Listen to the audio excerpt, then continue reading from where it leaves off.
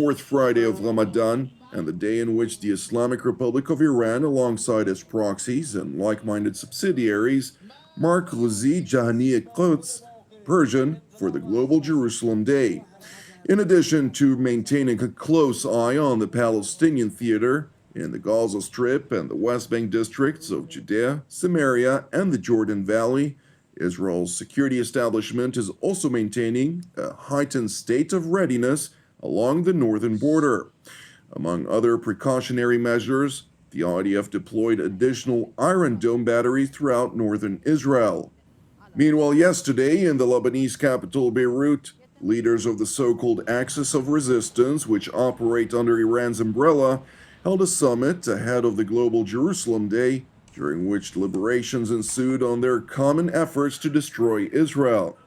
Among others, deputy head of Hamas's political bureau, Saleh al-Arouri, proclaimed that Jerusalem will be liberated soon.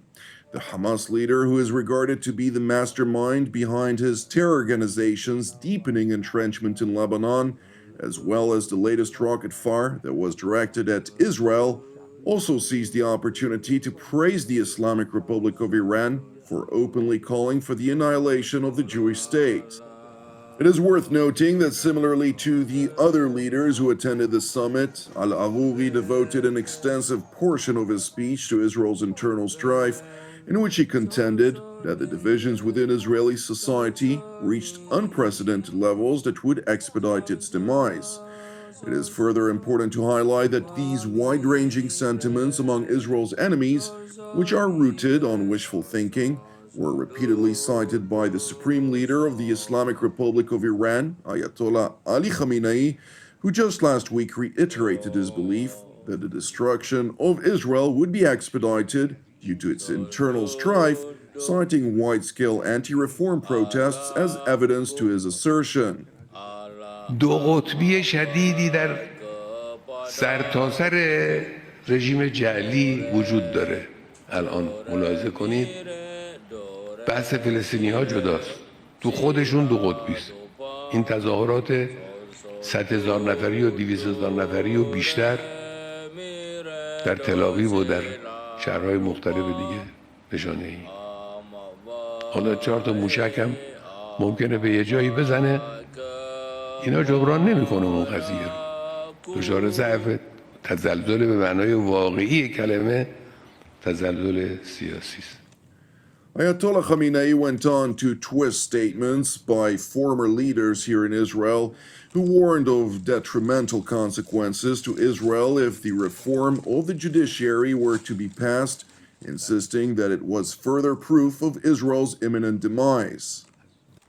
مقامات خودشون به طور مرتب پی در پی هشدار میدن که فروپاشی نزدیک. رئیس جمهورشون میگه، نخست وزیر سابقشون میگه، رئیس امنیتشون میگه، وزیر دفاعشون، همشون میگن فروپاشی ما نزدیک، ما به 80 سالگی نمیرسیم.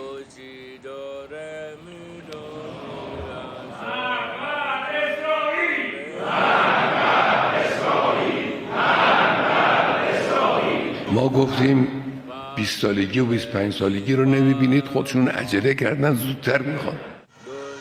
It is important to know that while these refer to protests against the government's intention to reform the judiciary have indeed persisted, despite the decision to postpone related legislation into law for the purpose of seeking broad national consensus, these protests are predominantly carried out by Israeli activists who identify with the left and radical left and are fundamentally opposed to the incumbent government regardless. Moreover, in spite of the security situation, these demonstrators regard the political challenges facing Israel as threatening to the state as the foreign threats which Jerusalem's foreign adversaries present. And as for the security problems we've been seeing for the past couple of days, that there have been many terrorist attacks, and we've been hearing many calls not to come here tonight. When as a matter of fact, we don't see that as contradictory to the political problems that we have. I mean, the security is one thing, but the reform is another, and they might try to use this to take advantage of us and try to bring these strikes to a close, but we're not going to let them, and we're still going to come here and say that, loud and clear that we will not let this reform pass.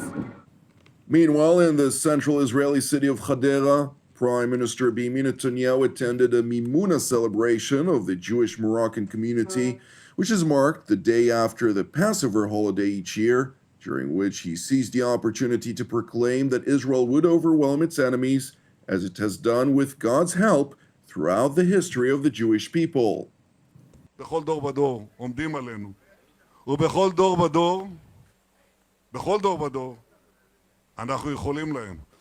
כתוב, הקדוש ברוך הוא מצילנו מידם, עם קצת עזרה מאיתנו. כשאנחנו מאוחדים, אין כוח בעולם שיכול לנו. ואנחנו נאבקים בהם, גם בימים הקשים האלה, ימים של פיגועים, אסונות, אנחנו נלחמים, משיבים מלחמה שערה, מול האיראנים, מול סוריה, מול לבנון, מול עזה, ואתמול ביהודה ושומרון אני מסיר כובע לחיילי צה"ל שסיכלו ופגעים, פגעו במרצחים. אנחנו נבוא חשבון עם כל אחד מהמרצחים האלה. אני מאמין באמונה עמוקה בכוחות העצומים שטמונים בעם ישראל, ואני יודע שאנחנו נגבור על כל המחלוקות. The Israeli premier went on to emphasize the vital importance of remaining united in the face of Israel's enemies, reiterating the dire consequences which beset the people of Israel over the course of history. Meanwhile, as part of Operation Wavebreaker, IDF, ISA or Shin Bet, and Border Police Special Operations units conducted extensive counter-terror activity throughout the West Bank districts of Judea, Samaria, and the Jordan Valley overnight, during the course of which a total of 7 suspected terror operatives were apprehended.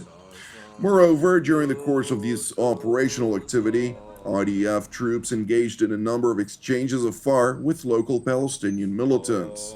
Nevertheless, thankfully, no injuries were reported among the Israeli forces.